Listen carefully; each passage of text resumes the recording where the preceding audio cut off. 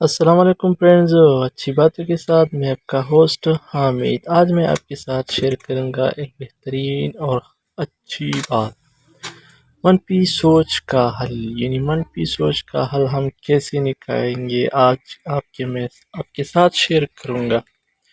چلو چلتے ہیں۔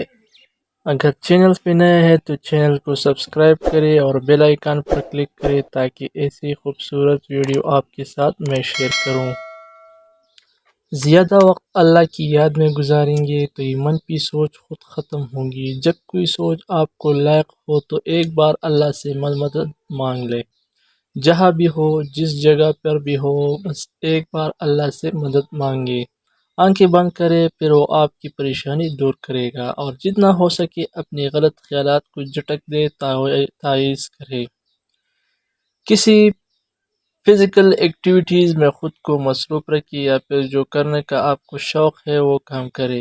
ایسے آپ کی اپنے خیالات کچھ حد تک تو کنٹرول کر لیں گے۔ بس آپ نے اللہ پر توکل رکھنا ہے، جو ہونا ہے وہ بھی ہو کر رہتا ہے، کیونکہ سب کچھ اللہ کی کنٹرول میں ہے۔ ہم بس کوشش کر سکتے ہیں۔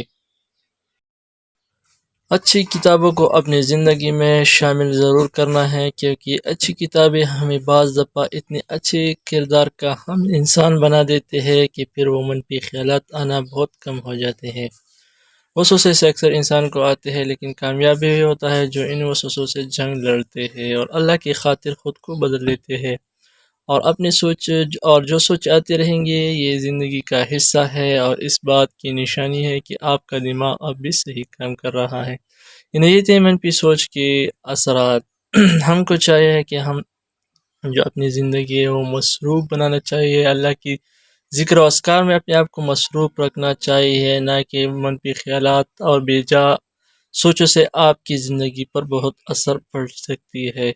تو مہربانی کر کے اپنی زندگی اپنے آپ پہ ترس کھائے، اپنی زندگی خود بدل لے۔ اگر ویڈیو اچھی لگی تو چینل کو سبسکرائب کرے اور بیل آئیکن پر کلک کرے تاکہ ایسی اچھی اور خوبصورت ویڈیو آپ کے ساتھ میں شیئر کر سکوں۔ شکریہ۔